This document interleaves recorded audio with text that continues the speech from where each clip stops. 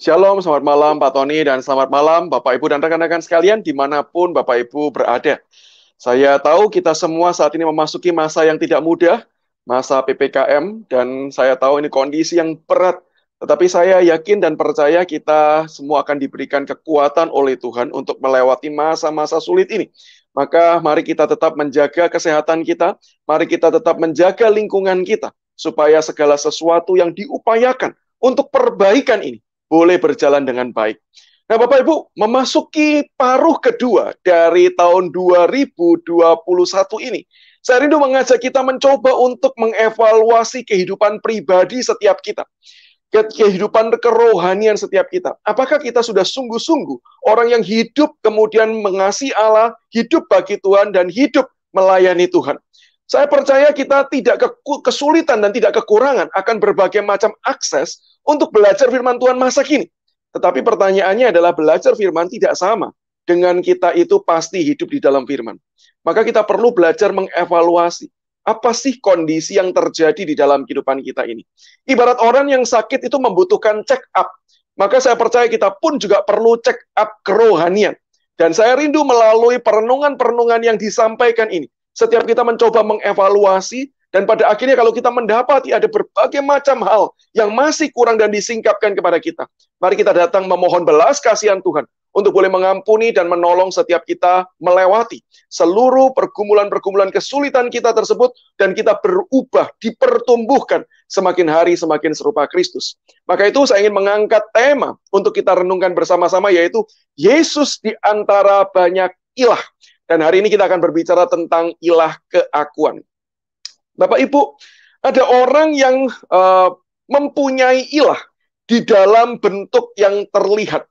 Seperti ada patung, ada jimat yang disimpan, berbagai macam bentuknya. Entah itu yang ada di luar, artinya di luar tubuh, seperti pajangan di rumah dan lain sebagainya, atau itu kemudian dimasukkan ke dalam tubuh. Jimat-jimat yang membawa keberuntungan, kesehatan, kecantikan, dan lain sebagainya.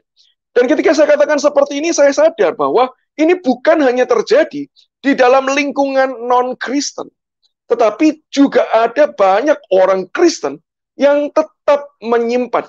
Entah karena tidak sadar, artinya dulu mungkin mereka ambil bagian di dalam penyembahan ilah-ilah tersebut, tetapi ketika bertobat mereka sudah lupa, dan kemudian tetapi juga nggak dibuang, jadi dibiarkan begitu saja. Atau sebagian orang juga masih kemudian mencoba mengandalkan. Oke, di satu sisi saya percaya Kristus, tetapi di sisi lain saya juga harus punya cadangan dong. Siapa tahu Kristus tidak menolong. Nah, mungkin di dalam hal ini yang lain bisa menolong. Nah, itu pun juga tergolong ilah, yaitu sesuatu hal yang kemudian kita persembah atau kita menyembah kepada dia. Itu adalah ilah. Tetapi Bapak, Ibu, dan rekan-rekan sekalian, saya percaya jauh lebih banyak orang yang punya ilah bukan di luar tubuh. Bukan berarti juga tidak dimasukkan dalam tubuh ya, tapi artinya adalah di dalam hati. Kalau tadi itu ilah-ilah yang sifatnya nampak, kelihatan, kali ini saya mau berbicara tentang ilah yang tidak terlihat. Yang dimaksudkan ilah sama, yaitu segala sesuatu yang menempati posisi Tuhan, yang harusnya kita utamakan, yang harusnya kita sembah, tetapi justru digantikan oleh segala sesuatu yang lain. Dan ketika kita berbicara tentang ilah apa yang ada di dalam hati kita, saya akan memulai dengan sebuah hal yang paling mendasar, yang menjadi fondasi dari banyak ilah-ilah yang lain, yaitu terkait dengan keakuan. Jadi bicara tentang diri sendiri, bicara tentang ego. Nah, apa sih yang kita bisa pelajari dari ilah keakuan ini? Ada beberapa hal, beberapa poin yang saya rindu ajak kita bersama-sama coba pikirkan dan kita renungkan. Kita evaluasi hidup kita, apakah memang kita ada ilah keakuan di dalam hidup setiap kita. Yang pertama, saya percaya ilah keakuan itu adalah ilah yang paling basic, paling mendasar. Karena itulah awal dari segala kejatuhan. Kalau kita membaca di dalam Kejadian, bukankah iblis menggoda manusia pertama, Adam dan Hawa, yaitu untuk menempatkan diri menggantikan posisinya Tuhan. Di dalam Kejadian pasal 3, ketika kita membaca, tawaran iblis adalah, oh kamu tidak perlu mengikuti Tuhan. Tuhan itu tahu kalau kamu makan itu, maka kamu akan menjadi seperti Dia, bisa tahu yang baik dan tahu yang buruk. Kalau kamu mau tahu yang baik dan buruk, makanlah, maka kamu akan menjadi seperti Allah. Nah, sebenarnya ini adalah berbicara tentang ilah keakuan. Adam dan Hawa digoda untuk kemudian menggeser posisi Tuhan dan kemudian menempatkan diri sendiri di dalam posisi tersebut. Sehingga dari posisi itulah ketika keakuan itu sudah menempati kursinya Tuhan di dalam diri dan hidup setiap kita, maka segala sesuatu yang lain yang berbicara tentang aku akan masuk. Contohnya, ketika kita berbicara tentang kenyamanan. Kenyamanan kan yang kita pikirkan kan kenyamanan aku. Maka begitu saya duduk, semua yang berbicara tentang saya itu akan terlibat masuk. Kenyamanan, kerakusan. Nah, Bapak Ibu, dulu saya tidak menyadari bahwa ternyata rakus. Rakus ini bukan cuma sekedar tamak harta ya, tetapi termasuk tamak makanan. Itu juga merupakan termasuk ilah. Dan juga kemakmuran, itu juga ilah. Dan begitu banyak ilah-ilah yang lain yang perlu kita koreksi di dalam kehidupan setiap kita. Dan secara khusus di dalam beberapa pertemuan ke depan, kita akan membahas 3 hal ini, yaitu ilah kenyamanan, ilah kerakusan, dan ilah kemakmuran. Jadi ini bagian yang pertama, yaitu berbicara tentang hal yang paling basic, yang menggantikan Tuhan, yang digeser Tuhan, dan yang menggantikan itu justru adalah diri kita sendiri. Dan itu kita sudah baca sejak dari awal. Itu adalah pekerjaan iblis untuk kemudian membuat kita jauh dari hadapan Tuhan, membuat kita terpisah daripada Tuhan, dan kemudian kita hidup mengikuti perkataan tersebut. Yang kedua, Bapak Ibu, kita perlu menyadari bahwa ternyata ilah ini adalah ilah yang quote and quote tidak bisa langsung tuntas dibereskan. Jangan bayangkan ibarat sebuah patung yang kita tinggal ambil, kita tinggal buang. Walaupun beberapa orang mungkin merasa kalau membuang patung yang bekas jimat tuh rasanya kok tetap ada rasa kurang. Saya pernah diundang 1 kali untuk kemudian melakukan prosesi untuk melepaskan gitu ya. Jadi patungnya itu diserahkan dan dia berkata, "Pak, tolong Pak, ini patung dulu bekas jimat. Sekarang saya tidak lagi percaya, saya sudah percayakan hidup saya pada Yesus Kristus. Tolong Pak, dibuangkan." Nah, saya kan bingung lah, kalau dibuangkan kenapa suruh saya gitu? Kenapa tidak diri sendiri aja yang membuangkan gitu?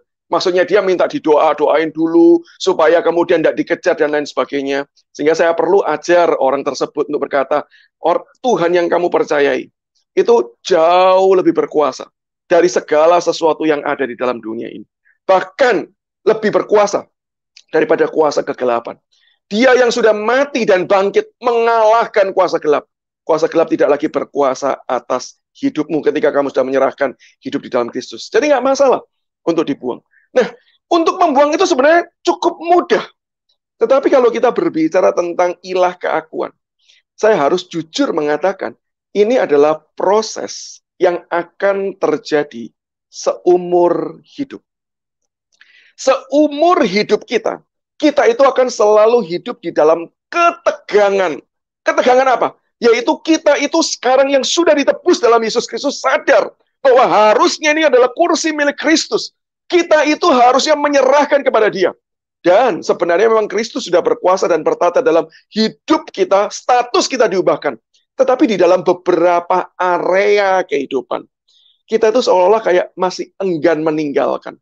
Seolah-olah kita mau berkata kepada Tuhan, oke Tuhan, rumah ini, ibaratnya hati kita, itu adalah rumah kita. Rumah ini sertifikatnya sudah saya serahkan kepada Engkau. Maka kemudian bukankah Tuhan berhak untuk berkata, oke, kalau sertifikatnya sudah ganti nama atas nama saya, maka sekarang serahkan kunci rumahnya. Mungkin kita tidak terlalu berkeberatan untuk menyerahkan kunci gerbang rumah kita. Tetapi ada ruangan-ruangan tertentu yang kita berkata, oh sorry Tuhan, yang ini masih saya yang berkuasa ya. Belum bisa Engkau yang berkuasa sepenuhnya. Ada ketegangan atau ada tension di dalam kehidupan kita sebagai orang yang percaya Kristus. Orang yang sudah menyerahkan hidup di dalam Kristus. Tetapi ada bagian-bagian di dalam kehidupan kita yang kalau jujur kita selidiki dan akui. Di situ kita tahu ini tetap yang berkuasa adalah saya. Bukan Tuhan. Ada beberapa tension Bapak Ibu yang secara umum ya bisa digambarkan. Yang pertama kita itu Hidup belajar untuk terus-menerus mencintai diri. Ketika kita menduduki kursi Tuhan, maka kita itu berusaha mendapatkan cinta untuk terus-menerus mengasihi, dan diri kita yang terus-menerus harus menjadi pusat cinta tersebut. Padahal ketika kita percaya Kristus, kita itu harus belajar untuk tidak mencintai diri, memuaskan diri, tetapi belajar mencintai Tuhan. Dan bukankah itu pergumulan yang tidak mudah, Bapak Ibu? Berapa banyak orang yang beribadah, itu bukan di dalam rangka cinta Tuhan, tetapi cinta diri. Bukan dalam rangka untuk menikmati Tuhan, memuliakan Tuhan, tetapi dalam rangka untuk menikmati diri sendiri, menikmati kesenangan diri sendiri. Sehingga di dalam hal ini kita sadar, kita tuh selalu hidup di dalam tension, ketegangan terkait dengan keakuan ini. Tension yang kedua contohnya adalah hidup bagi diri sendiri versus hidup jadi berkat. Kalau kita cinta diri, nah, heran kita tuh akan melakukan segala upaya untuk kemudian bagi diri kita sendiri. Sementara kita sadar begitu kita menyerahkan hidup kita kepada Kristus, maka Kristus memanggil kita dan mau memakai kita untuk kemudian menjadi berkat bagi banyak orang. Tuhan mau memakai hidup kita menjadi saluran alat kasih Tuhan. Tetapi bukankah tidak mudah bagi kita untuk hidup bagi orang lain? Apalagi yang seperti Yesus katakan, kasihilah sesamamu seperti aku telah mengasihi kamu. Cintailah, kasihilah. Seperti aku itu telah mengasihi. Bagaimana Kristus mengasihi? Yaitu rela mengorbankan segala sesuatu. Dan bukannya kita harus jujur mengakui. Nggak mudah. Untuk kita mengasihi orang itu seperti Kristus mengasihi. Berkorban secara total. Dan itulah ketegangan yang terus-menerus terjadi di dalam kehidupan kita. Atau tension yang ketiga, yaitu kita itu hidup secara jasmani. Tetapi kita juga dipanggil untuk hidup secara spiritual. Hidup kita secara jasmani artinya apa? Kita seringkali mementingkan yang lahiriah. Kita mementingkan tentang kemakmuran. Kita mementingkan tentang nama baik. Kita mementingkan tentang penampilan. Kita mementingkan tentang segala sesuatu hal yang sifatnya lahiriah. Yang sebenarnya itu semua tidak salah. Asalkan memang itu bersumber dari dalam hidup kita. Bukan cuma sekedar tampilan luar, bukan cuma sekedar kulit atau baju yang bisa diganti kapanpun, tapi itu sungguh-sungguh kita. Nggak masalah sebenarnya. Tetapi bukankah kita jujur harus mengakui, seringkali yang menjadi tampilan luar, itu adalah casing. Dan itu bukan sesungguhnya kondisi batiniah kita. Kita mungkin masih adalah orang yang hidup di dalam dosa. Tetapi yang seringkali kita tampilkan di luar, kita beribadah. Yang kita tampilkan di luar, kita seringkali menyapa dengan sapaan-sapaan, kalimat-kalimat rohani yang membuat orang berpikir, wah kita ini hidupnya rohani. Padahal tidak demikian, bukan? Sehingga itu yang seringkali kita utamakan, yang penting orang pikir baik, yang penting orang pikir oke. Tampilan jasmania. Sementara Tuhan memanggil kita untuk hidup secara spiritual. Yang artinya apa? Bukan berbicara tentang melakukan banyak kegiatan spiritual atau rohani, tetapi melakukan semua hal. Baik itu hal yang sifatnya umum, makan, minum, semuanya untuk kemuliaan nama Tuhan. Kita mengerjakan segala sesuatu di dalam kehidupan kita secara rohani. Yang artinya apa? Karena kasih kita kepada Tuhan, maka kita mengerjakan semuanya itu dengan the best, dengan terbaik. Itu yang harus kita lakukan. Itulah panggilan kita. Dan bukankah untuk mengerjakan itu sekali lagi tidak gampang. Dan kita harus jujur mengakui kita senantiasa hidup di dalam tension, ketegangan yang demikian. Dan kalau ditanya tension itu terjadi karena apa? Maka kita bisa melihat gambaran Alkitab memberitahu kita. Yang pertama yaitu karena kita masih hidup di dalam tubuh jasmani ini. Yang lemah, yang terbatas. Yang suatu hari nanti kelak akan digantikan dengan tubuh kebangkitan yang sempurna. Nah, karena kita masih tinggal di dalam tubuh jasmani yang lemah, inilah, tidak heran, kita tuh senantiasa bergumul. Sehingga tidak heran Paulus juga menuliskan, aku tahu yang baik, tetapi seringkali aku tidak melakukan yang baik tersebut. Aku seringkali mengecewakan akan Allah. Padahal aku tahu apa yang harusnya menyenangkan hati Tuhan. Karena apa? Kita masih tinggal di tubuh jasmania yang kemudian lemah dan terbatas ini. Yang kedua, yaitu karena memang Tuhan tidak langsung mengubah kita secara otomatis. Status kita setelah ditebus Kristus langsung diubahkan. Tetapi apa yang ada di dalam diri kita, Tuhan tidak kemudian sulap atau magic diri kita langsung berubah. Tetapi Tuhan memang mau memproses. Sehingga perubahan itu pada akhirnya betul-betul menjadi diri kita. Dan bukan sekedar tempelan yang Tuhan berikan kepada kita. Maka itulah Tuhan tidak langsung mengubah kita. Maka itulah kenapa Tuhan izinkan kita menghadapi tension demi tension. Menghadapi ketegangan demi ketegangan. Keakuan versus kita rindu untuk memuliakan Tuhan. Terus-menerus terjadi. Manusia lama yang mau ditinggalkan dengan mau menggunakan manusia baru. Ketegangan ini terus muncul. Terjadi dalam kehidupan setiap kita. Karena memang Tuhan mau mengubah hidup kita melalui proses tersebut. Dan yang ketiga, sulit untuk kita itu menghadapi tension. Kita sering jatuh dan gagal. Karena apa? Karena dosa sistemik yang terjadi di dalam lingkungan kehidupan kita. Kita bukan cuma sekedar menghadapi dosa yang ada di dalam batiniah kita. Tetapi kita juga menghadapi dosa yang ada di luar. Yang kemudian nampak di sekitar kita yang menjadi jalan kehidupan ini. Sehingga tidak mudah bagi kita untuk mengikuti jalan Tuhan. Karena apa? Karena begitu banyak tekanan di dalam kehidupan kita yang ada di sekeliling ini. Lingkungan kita. Cara pikir dunia ini yang kemudian membuat kita seringkali sulit untuk kemudian betul-betul hidup bagi Tuhan dan memuliakan Tuhan. Jadi, di dalam bagian ini Bapak Ibu, saya justru ingin berkata terkait dengan ilah keakuan ini. Kalau ada tension, kalau ada ketegangan yang terjadi, ada proses pergumulan dan pergulatan hidup yang terjadi, maka saya mau katakan itu justru hidup yang sehat. Kalau Bapak Ibu dan rekan-rekan sekalian, hidup ini tidak ada ketegangannya. Tidak ada pergulatan batiniahnya. Maka saya mau katakan kita perlu tanda tanya. Apakah memang saya ini hidup bagi Tuhan? Atau jangan-jangan topeng saya saja yang bagi Tuhan. Sementara saya masih hidup untuk menikmati diri saya sendiri. Kalau memang kita ini adalah orang yang hidup benar, kita mau betul-betul hidup menyerahkan diri kita bagi Tuhan. Lalu memang hidup kita itu terjadi banyak ketegangan-ketegangan. Ada pergulatan-pergulatan batin di mana kita seringkali bergumul. Saya mau katakan itu hidup yang sehat. Hidup rohani yang sehat. Sementara hidup rohani tanpa ketegangan dan pergumulan bisa jadi mengindikasikan kita sedang menikmati dosa. Maka mari kita coba renungkan, apakah hidup kita adalah hidup di dalam ketegangan-ketegangan tersebut. Saya tidak mengatakan kalau ada keakuan itu berarti hidup yang sehat. Tidak. Keakuan sendiri itu adalah dosa. Oke? Saya garis bawahi ya. Keakuan itu sendiri adalah dosa. Tetapi ketika kita berproses, bergumul untuk melepaskan keakuan, dan menyerahkan hidup kita kepada Tuhan, menyerahkan kembali tahta itu kepada Dia, sang pemiliknya, maka itu adalah hidup yang sehat. Dan yang ketiga, yang terakhir, keakuan itu perlu pertobatan keseharian dan perbagian kehidupan. Saya ulangi ya, untuk menghadapi dosa keakuan, itu perlu pertobatan sehari-hari. Bukan pertobatan satu kali untuk selama-lamanya, tapi sehari-hari. Dan perlu pertobatan di dalam setiap bagian kehidupan.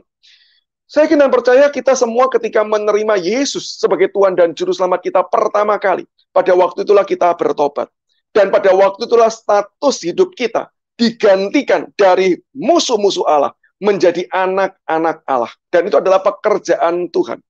Itu adalah pertobatan pertama dan saya percaya itu pertobatan yang cuma terjadi satu kali. Barang siapa sudah menyerahkan hidupnya di dalam Kristus, maka dia sudah menjadi milik Kristus. Dan tidak ada satupun orang yang sanggup mengambil kita dari genggaman Yesus, genggaman Bapa, dan pemeteraian Roh Kudus yang terjadi di dalam hati setiap kita. Maka cukup satu kali pertobatan status.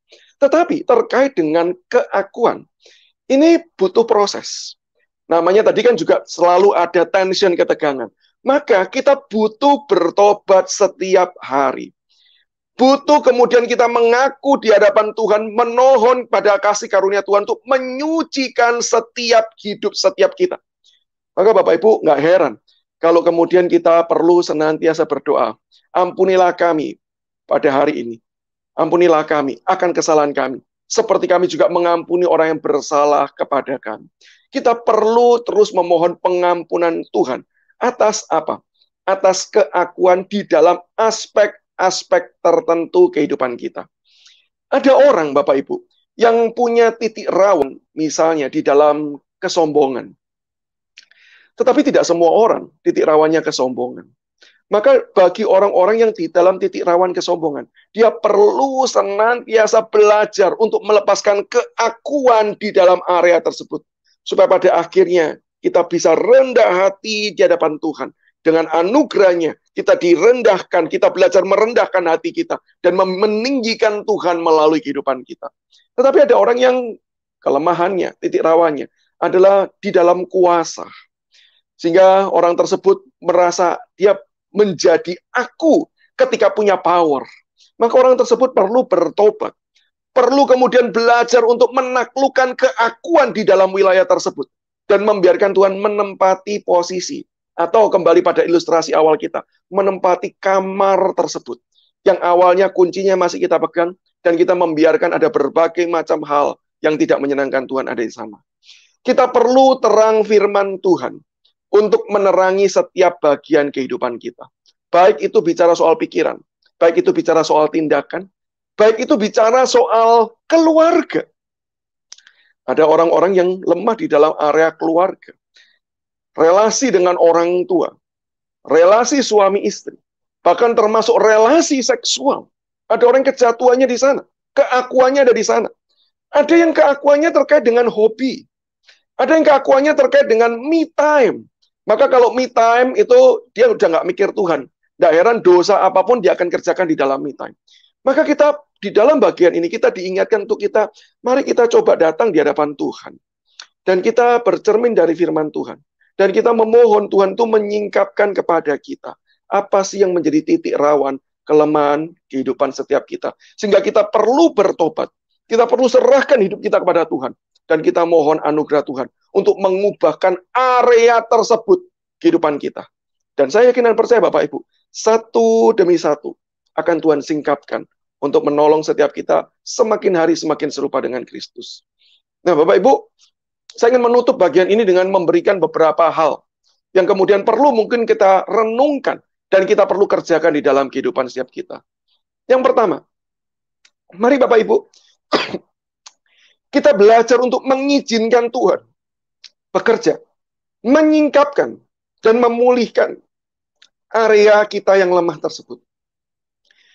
Perlu untuk kita tuh mengambil waktu teduh, Bapak Ibu. Itulah pentingnya kenapa kita perlu bersaat teduh.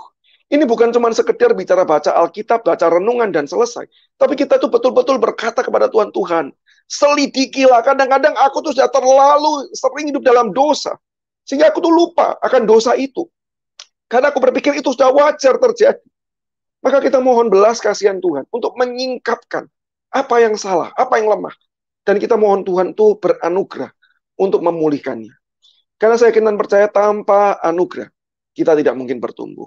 Yang kedua, izinkan diri kita untuk mengoreksi secara mendalam. Waktu teduh itu baik untuk kita itu juga merenungkan apa yang kita kerjakan, apa yang kita lakukan. Bukan cuma apa yang kita kerjakan dan apa yang kita lakukan, tetapi juga memikirkan apa yang kita pikirkan. Apa yang sudah kita pikirkan sepanjang ini. Yang orang lain tidak lihat, tapi itu muncul dalam benak kita. Apa yang kita rasakan di dalam hati kita. Apa yang muncul menjadi emosi kita. Dan apakah itu tepat? Atau jangan-jangan emosi itu menggambarkan keakuan di area-area tertentu kehidupan kita. Dan yang ketiga, mari kita mengizinkan untuk kita berduka dan bergumul. Karena ini proses Bapak Ibu. Tidak bisa hilang secara sekejap. Maka mari kita belajar berduka cita. Ada begitu banyak orang yang cepat-cepat melewati masa duka cita. Karena apa? Yang penting saya berubah. Perubahan tanpa didahului dengan duka cita. Maka itu bukanlah pertobatan. Itu cuma topeng baru dalam kehidupan kita. Kalau kita sungguh-sungguh bertobat, maka kita akan berduka cita atas dosa kita. Kita akan merasa ngeri dan kita akan merasa jijik akan dosa tersebut. Itu berduka cita, di mana betul-betul kita berkata kepada Tuhan, Tuhan, betapa mengerikannya hidupku, betapa mengerikannya area ini dalam hidupku ya Tuhan. Tolong aku. Itu berduka. Dan mari kita belajar bergumul. Di dalam firman Tuhan, bergumul bersama dengan Tuhan, bergumul dengan gereja Tuhan. Untuk apa? Kita diubahkan, dipulihkan di dalam seluruh aspek kehidupan kita. Nah, Bapak Ibu, saya rindu sejak hari ini sampai di hari-hari berikutnya. Mari kita mencoba mengambil waktu teduh, mengoreksi hidup kita, dan kemudian belajar memohon Tuhan menerangi seluruh aspek kehidupan kita. Kalau ada area-area tertentu yang disingkapkan, dan itu menjadi area kelemahan kita, mari kita datang dan akui di hadapan Tuhan. Mohon belas kasihannya untuk kemudian menolong kita bertumbuh di dalam proses yang Tuhan sediakan bagi kehidupan setiap kita. Kiranya Tuhan Yesus boleh memberkati dan menolong hidup kita pribadi, lepas pribadi.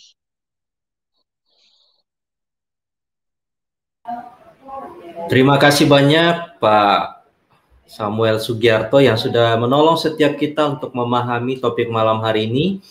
Yesus di antara banyak ilah keakuan. Dan ada poin-poin yang cukup menarik yang sudah disampaikan oleh hambanya buat kita semua, dan itu sungguh memberikan kita pemahaman yang sangat baik. Baik, kita langsung masuk ke pertanyaan, Pak. Ada beberapa pertanyaan maupun komentar yang sudah masuk buat kita semua. Yang pertama datang dari Pak Henry Suryadinata, ini pengikut setia dari Bara Digital Ministry.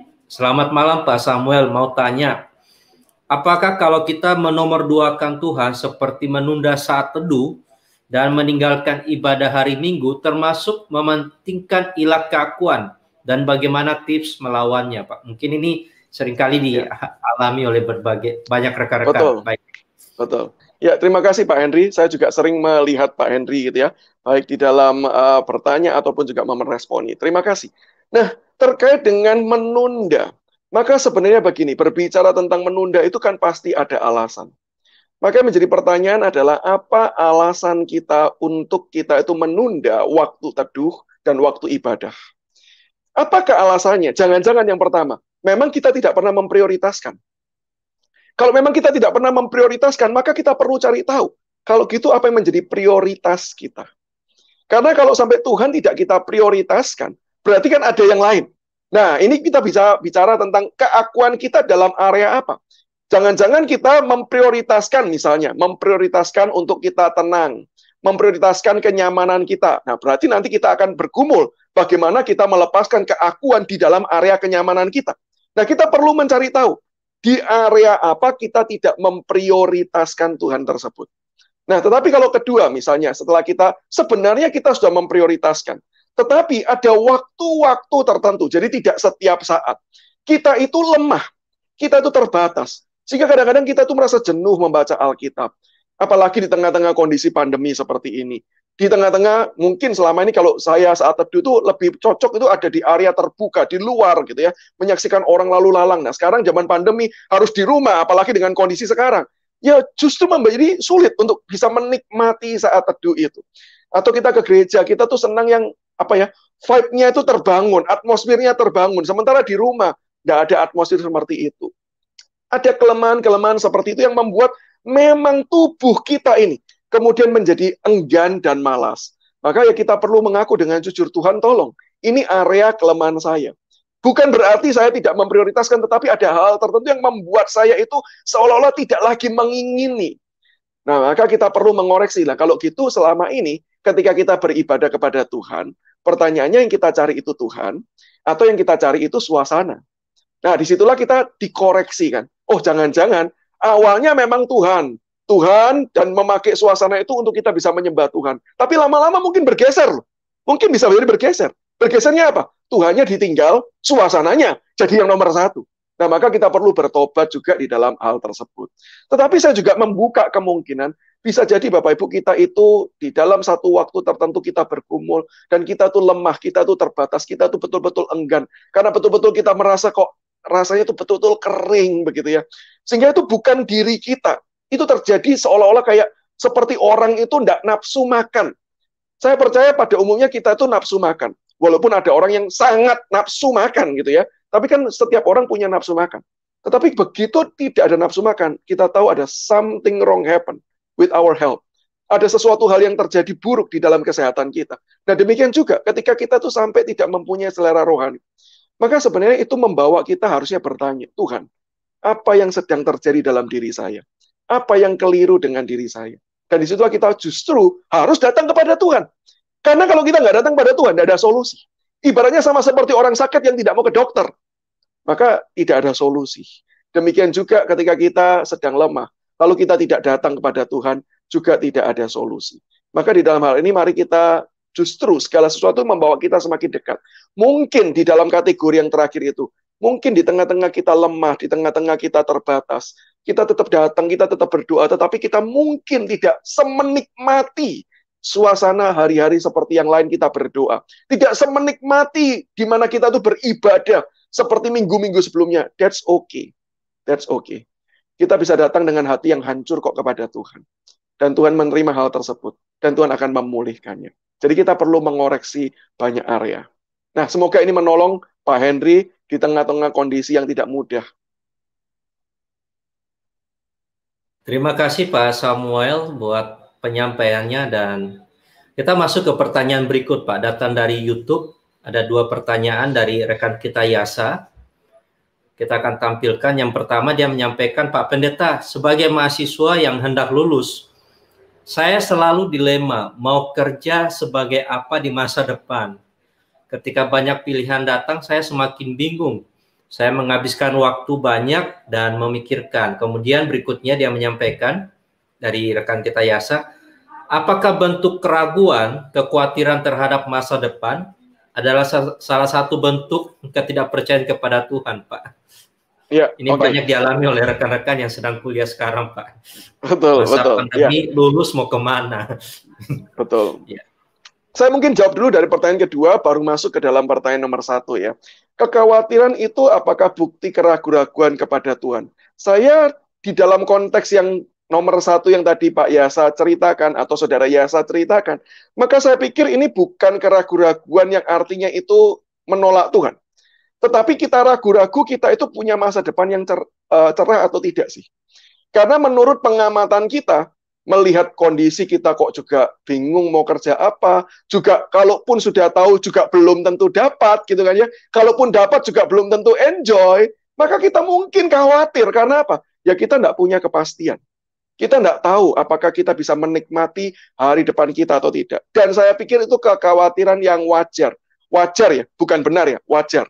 Sehingga di dalam hal ini, apa yang perlu kita lakukan? Nah, ini masuk ke dalam pertanyaan nomor yang pertama. Maka yang perlu kita lakukan adalah kita perlu pertama-tama mencari tahu. Sebenarnya kita itu Tuhan panggil untuk mengerjakan apa? Kalau panggilan Tuhan secara umum pasti adalah memuliakan Tuhan dan menikmati Dia selama-lamanya. Itu semua orang tidak ada bedanya. Tetapi saya percaya juga ada panggilan tertentu di mana Tuhan tuh pingin kita tuh mengerjakan. Dan Tuhan mau pakai kita itu lebih unggul di area tersebut. Bukan menjadi yang nomor 1 di seluruh dunia, tetapi unggul yang artinya itulah kapasitas kita, itulah karunia yang Tuhan telah percayakan kepada kita. Maka kita perlu bergumul kepada Tuhan, panggilan Tuhan itu apa? Nah, dalam hal ini panggilan berbeda dengan pekerjaan. Oke? Panggilan itu akan mendefinisikan pekerjaan apa. Yang perlu kita cari tahu terlebih dahulu adalah panggilan Tuhan itu apa di dalam kehidupan setiap kita. Nah, setelah kemudian kita menemukan apa yang menjadi panggilan Tuhan, atau kita merasa bahwa ini rasanya panggilan Tuhan dalam hidupku, maka kita mulai bisa mengkategorikan. Kalau memang panggilannya seperti ini, berarti pekerjaan-pekerjaan apa saja yang bisa saya lakukan untuk menunaikan panggilan Tuhan tersebut. Nah, dari situlah kita baru mencari pekerjaannya. Berarti saya harus kerja ini, saya harus kerja ini, saya harus kerja ini. Dan sebenarnya ini harus dipikirkan dari awal sih. Sebelum kita kuliah. Karena kan harus jujur ya, kita tuh mencari kerjaan itu kan berdasarkan base kuliah kita itu apa. Dan orang kan akan melihat, walaupun sekarang sangat dimungkinkan tidak linear antara perkuliahan kita apa dengan pekerjaan, tapi bukankah jauh lebih efektif dan jauh lebih maksimal kalau kuliah kita A, nanti kerjanya adalah A. Maka sebenarnya dipikirkan jauh sebelumnya. Tetapi kalaupun sudah terjadi dan kita menemukan, oke, panggilan kita ini, barulah kita mencari pekerjaan sesuai dengan panggilan Tuhan tersebut. Dan disitulah saya yakin dan percaya, Tuhan akan bukakan jalan. Tetapi saya harus memberikan kata koma. Kenapa? Karena tidak semuanya berjalan mulus seperti ini. Untuk menggenapkan panggilan Tuhan, kita tidak pernah tahu rutenya Tuhan. Saya ulangi ya, untuk menggenapkan panggilan Tuhan, kita tidak pernah tahu rutenya Tuhan. Apakah memang rute Tuhan kita itu dari A langsung ke B? Atau langsung ke C? Atau Tuhan minta dari A mundur ke Z, mundur ke Y, sampai akhirnya mencapai titik C tersebut? Kita tidak tahu. Maka di dalam hal ini, ketika kita itu sadar panggilan Tuhan itu ini dalam hidup saya, yuk kita doakan, yuk kita gumulkan, yuk kita cari, yuk kita upayakan. Tetapi kalau zaman sekarang pekerjaan itu terbatas, lalu yang terbuka adalah ini. Ya jangan kita menutup pintu tersebut dan berkata, oh ini bukan panggilan saya. Cobalah terlebih dahulu. Siapa tahu memang itu bukan harus kita kerjakan seumur hidup kita. Jangan-jangan itu hanyalah proses yang Tuhan mau pakai untuk membentuk area-area tertentu dalam hidup setiap kita. Yang sampai pada akhirnya ketika kita mengerjakan panggilan yang Tuhan berikan, disitulah baru kita berkata, iya ya, kalau saya nggak melalui rute itu, saya nggak jadi seperti saya sekarang hari ini. Nah, itu juga bisa yang terjadi. Tetapi, nah ini koma yang berikutnya lagi. Nah ini banyak komanya ya. Karena apa? Karena kasus setiap orang berbeda-beda. Ini pun tidak bisa digambarkan secara tuntas dan utuh. Tetapi koma yang berikutnya adalah begini. Bisa jadi apa yang kita pikirkan tentang panggilan Tuhan, sebenarnya itu keinginan kita dan itu bukan panggilan Tuhan. Sehingga ketika Tuhan itu mengizinkan kita berproses, Tuhan itu membentuk kita, mengarahkan kita menuju apa yang Dia kehendaki bagi kehidupan setiap kita. Sehingga di dalam hal ini mari kita terus-menerus bergumul. Maka saya selalu percaya, hidup itu selalu tentang pergumulan. Baik pergumulan dengan dosa yang tadi saya ceritakan, tentang keakuan, ataupun pergumulan di dalam kita itu hidup bagi Tuhan. Kita ingin hidup kita efektif memuliakan Tuhan. Mari kita terus menggumulkannya. Nggak ada kata titik, nggak ada kata cukup. Sama seperti saya, sama seperti Pak Tony. Kami yang ada di dalam lingkungan rohani pun terus bergumul. Apa sih panggilan Tuhan yang perlu saya kerjakan di tengah zaman seperti ini, dengan konteks seperti ini, dengan karunia yang Tuhan telah percayakan, apa panggilan Tuhan? Nah itu yang terus-menerus kita harus cari. Supaya apa? Supaya jangan sampai kita itu berjalan menurut jalan kita, bukan menurut jalan Tuhan. Kedua, jangan sampai kita menutup apa maunya Tuhan, karena kita ragu-ragu. Tapi mari kita belajar terbuka, dan belajar terus-menerus mencari kehendak Tuhan. Percayalah Tuhan yang kepadanya kita bertanya, apa kehendak-Mu? Karena saya rindu untuk berkata, jadilah kehendak-Mu dalam hidupku. Dia bukan Tuhan yang suka menyembunyikan, tapi Dia Tuhan yang akan menyingkapkan kebenaran itu bagi setiap kita. Amin. Wah, ini penjelasan rekan-rekan menyampaikan. Terima kasih Pak buat pesannya malam hari ini. Sangat baik buat kita semua, ini datang dari Instagram, Facebook, maupun juga dari YouTube, Pak. Kita ada pertanyaan terakhir, Pak, karena waktu rekan-rekan juga menyampaikan tak terasa, Pak, waktunya, dan memang cukup singkat rasanya. Dari koleksi novel, Pak, dari Facebook, beliau menyampaikan, Pak, keakuan saya itu tentang hobi, dan menyadari kalau saya lakukan berlebihan, ada rasa tidak nyaman, ketegangan. Rasanya relasi saya dengan Tuhan berkurang, seperti ditegur. Nah, bagaimana cara kita agar konsisten berrelasi dengan Tuhan? Mungkin saya perlu tambahkan juga, Pak. Sebenarnya kalau dikatakan hobi, kapankah hobi itu menggantikan posisi Tuhan? Bukankah hobi itu positif? Mungkin itu pertanyaan terakhir juga, Pak. Oke, terima kasih. Saya jawab dulu dari pertanyaan koleksi novel ini ya. Bapak atau Ibu, minta maaf saya kurang paham ya. Jadi begini, ketika kita ditanya, pertanyaannya kan spesifik, bagaimana kita bisa konsisten berrelasi dengan Tuhan? Maka jawaban saya adalah, kalau kita mencari konsisten dalam pengertian itu stabil, percayalah tidak ada yang kata namanya stabil. Hidup ini selalu penuh dengan pergumulan. Maka kita tidak boleh cuma stabil, karena stabil itu nanti cenderung menjadi stagnan. Maka memang pergumulan itu selalu akan terjadi dan selalu akan kita hadapi. Sebagai contoh sederhana. Kita sudah menikmati nih posisi saat teduh tertentu nih. Bangun pagi seperti dulu ya, saya bangun pagi saat teduh dulu sebelum beraktivitas. Ada di satu titik, itu saya tidak lagi nyaman. Saya merasa bahwa sudah tidak bisa berkonsentrasi lagi. Sehingga saya butuh sebuah perubahan. Kalau memang perubahan itu diperlukan dalam rangka kita tuh bisa mengasihi Tuhan dengan lebih lagi, kenapa tidak? Sehingga saya cenderung tidak mau mencari kestabilan. Oke, jadi jangan mencari kestabilan, tapi mari kita terus mau belajar, bersedia untuk berubah, untuk kemudian terus-menerus hidup bagi Tuhan, hidup melayani Tuhan, hidup menikmati Tuhan. Tetapi kalau yang dimaksud adalah konsistensi terus-menerus, bisa setiap hari baca Alkitab tanpa kemudian kurang. Bahkan bukan cuma sekedar baca, bisa menikmati, gitu ya. Bahkan kemudian bisa seolah-olah seperti dulu, wah, begitu buka Alkitab sudah langsung menangis. Maka saya mau katakan itu anugerah Tuhan. Itu bukan upaya kita. Itu anugerah Tuhan. Karena harus jujur kita akui kita ini cenderung tidak konsisten. Maka kalau sampai kita itu menoleh ke belakang, lalu kita bisa berkata, kok konsisten ya? Nah, jangan cepat-cepat menepuk dada dan berkata, hebat juga ya gua ya. Enggak, itu bukan kita yang hebat. Itu anugerah Tuhan. Karena pada umumnya kita ini sangat sulit untuk konsisten hidup di dalam kebenaran. Maka itu kenapa tadi saya katakan ada tension, ada ketegangan. Karena namanya ketegangan bisa enggak kita berhasil? Bisa. Tetapi enggak selalu berhasil. Karena apa? Kita yang lemah, kita yang terbatas. Sehingga kalau kita itu bisa dalam kurun waktu tertentu konsisten, sadari itu anugerah Tuhan. Terus kalau sudah tidak konsisten bagaimana? Kalau sudah rutin nih saat teduh selama 1 bulan, masuk hari ke-31 bolong. Bagaimana? Nggak apa-apa sih. Nggak apa-apa. Dalam pengertian nggak apa-apa itu bukan bolongnya nggak apa-apa. Tapi ya yuk kita mulai kembali. Jangan bolong itu kemudian membuat kita merasa bahwa, aduh sudah terlanjur bolong, ya sudahlah, bolong terus saja. Enggak. Kita bisa jatuh, tapi mari kita terus berjuang. Mari kita terus berjuang. Dan mari kita menghitungnya itu begini. Jangan menghitung, wah sudah 30, wah sudah 50. Tapi mari kita tuh mengevaluasi dari hari demi hari. Hari ini Tuhan tolong, hari ini Tuhan berkati, puji Tuhan. Mari kita berdoa pada Tuhan, mohon Tuhan esok hari berikan pertolongan dan anugerah yang lebih. Karena saya tahu tantangan di depan lebih. Kalau hari ini saya berhasil, hari ini saya berhasil, saya tahu itu anugerah Tuhan. Tuhan tolong berikan saya anugerah, kekuatan, menanggung hari esok. Karena saya tahu pencobaannya lebih besar. Dan kalau itu gagal, ya mari kita jujur mengakui, Tuhan ampuni saya. Ya sudah, kita belajar kembali, kita berjuang kembali. Jangan takut untuk kemudian merusak, tanda kutip ya, konsistensi yang kita bangun sendiri. Seolah-olah kalau sudah sampai seumur hidup, tidak satu kali pun saat teduh kita merasa jadi orang hebat. Enggak sih. Tuhan bukan menilai dari situnya sih. Tapi pertanyaannya dari konsistensi yang kita kerjakan. Kita menjumpai Tuhan tidak. Kita menikmati Tuhan tidak. Itu yang jauh lebih utama.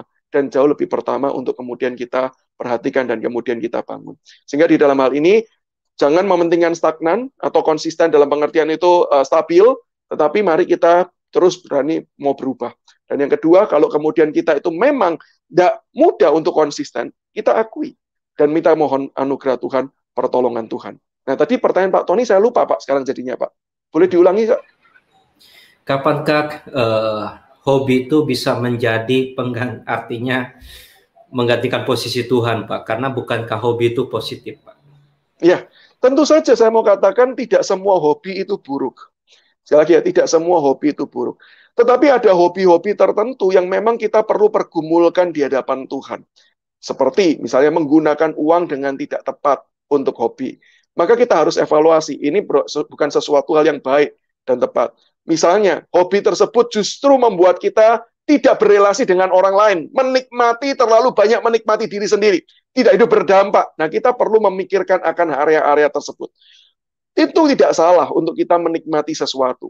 Seperti ada orang yang menikmati pemandangan, suka jalan-jalan, ada orang yang hobi nonton, ada orang yang kemudian hobi makan, gitu ya. Tentu tidak salah ketika kita menikmati hobi. Tapi kita perlu pikirkan beberapa area di antaranya, termasuk terkait dengan penggunaan uang, penggunaan waktu, cinta kepada diri, cinta kepada orang lain, bagaimana itu membuat kita semakin mengenal Tuhan atau tidak. Dalam pengertian kita ketika mengerjakan hobi itu semakin kita mensyukuri dan semakin kita tuh pingin untuk memuliakan Tuhan dari hobi tersebut.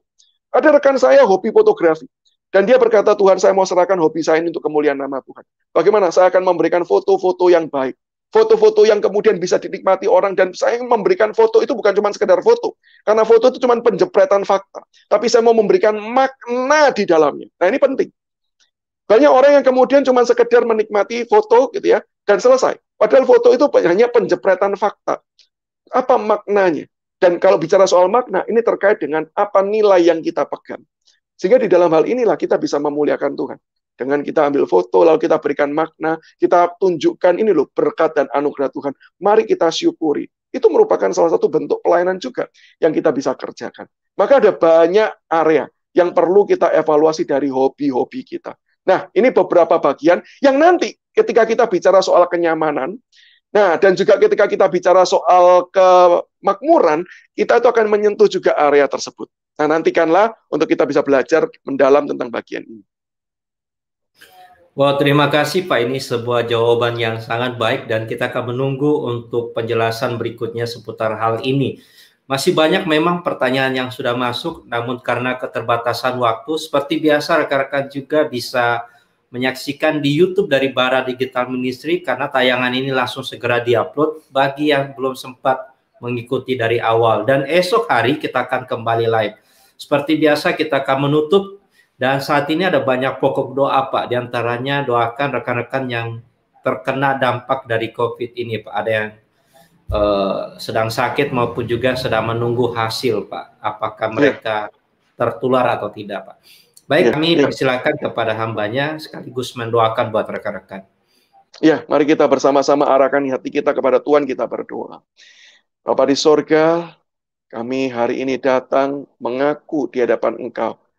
Seringkali kami masih hidup berdasarkan keakuan kami. Ada area-area hidup di mana kami belum mempersembahkannya untuk Tuhan.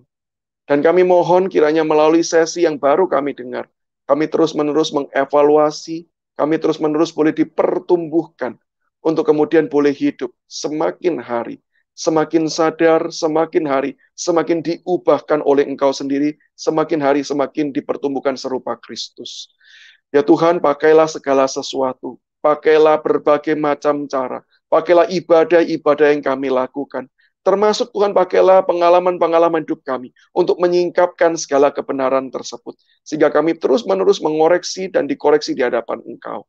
Dan Tuhan hari ini saat ini kami sama-sama berdoa. Kondisi yang kami jalani saat ini bukan di dalam kondisi membaik. Bahkan kami banyak mendengar kabar kondisi yang semakin hari semakin buruk di banyak kota. Secara khusus di Indonesia. Maka Tuhan kami mau doakan kiranya Engkau boleh memberikan belas kasihan-Mu. Kalau ada dosa dan kesalahan yang terjadi, ada orang-orang yang tidak menjaga protokol, termasuk mungkin kalau kami di dalamnya. Tuhan kami mohon ampun untuk kesalahan-kesalahan kami itu. Dan kami sungguh mohon kiranya Tuhan pemulihan yang Kau datangkan itu segera terjadi. Untuk bangsa dan negara kami, bahkan seluruh dunia. Sehingga Tuhan kami pada akhirnya boleh kembali menjalani kehidupan kami. Untuk kembali bisa memuliakan nama Tuhan dengan lebih dan lebih lagi. Dan Tuhan kami berdoa secara khusus kalau ada rekan-rekan di antara kami yang saat ini bergumul dengan sakit penyakit, baik yang terpapar COVID ataupun yang sedang saat ini menunggu hasil. Kami mohonkan ya Tuhan kiranya belas kasihan-Mu tercurah. Memberikan kami kesehatan dan kekuatan. Membangkitkan daya imun tubuh kami ya Tuhan. Pakailah bermacam-macam obat, vitamin, istirahat, termasuk berbagai macam perawatan medis yang dilakukan. Menjadi alat di tangan-Mu untuk menyembuhkan, untuk memulihkan. Dan Tuhan, kasihanilah mereka yang saat ini kesulitan mendapatkan pertolongan. Mereka yang meregang nyawa ya Tuhan. Tuhan tolong berkati, Tuhan tolong topang. Kami percaya Engkau sanggup untuk menyembuhkan, Engkau sanggup untuk memulihkan. Maka kami memohon ya Tuhan, pemulihan kesembuhan yang datang dari Engkau sendiri. Dan kami mau belajar Tuhan berkata, kalau bukan kehendak kami yang jadi, karena kami rindu kehendak-Mu lah yang jadi. Dan ajar kami melihat di dalam segala kehendak-Mu, ada rancangan-rancangan yang Kau siapkan yang baik untuk setiap kami, orang-orang yang mengasihi Engkau. Mengajar setiap kami, mengenal Engkau, bertumbuh semakin serupa dengan Yesus Kristus. Dan ada di antara kami yang juga terdampak, Tuhan, baik di dalam ekonomi, terdampak di dalam relasi, kesehatan mental kami terganggu. Tuhan, tolonglah berikan belas kasihan-Mu. Hamba-Mu sendiri tidak punya jalan keluar. Hamba-Mu sendiri bertanya-tanya, Tuhan, bagaimana menolong orang yang begitu banyak kesulitan ini. Maka Tuhan kami mohonkan belas kasihan. Kami mohonkan curahan anugerah-Mu. Dan Tuhan berikan pada setiap kami, anak-anak-Mu, hikmat bijaksana. Untuk kami bisa kemudian menjadi saluran berkat bagi orang-orang di sekeliling kami. Kami menjadi alat di tangan-Mu ya Tuhan, mendatangkan kemudian kebaikan bagi orang-orang yang ada. Sehingga Tuhan, kami percaya, kami berdoa memohon jawaban-Mu, tetapi kami juga menyediakan diri untuk menjadi jawaban doa yang kami naikkan itu sendiri. Dan Tuhan tolong bantu setiap kami. Ini doa kami Tuhan, kami naikkan semuanya. Di dalam satu nama Yesus Kristus, Tuhan dan Juru Selamat kami. Kami berdoa, kami berserah diri. Amin. Amin, terima kasih buat hambanya Pak Samuel Sugiarto dan buat rekan-rekan juga yang sudah menyaksikan program live malam hari ini. Dan kita akan bertemu esok hari jam 7 malam. Tuhan Yesus memberkati.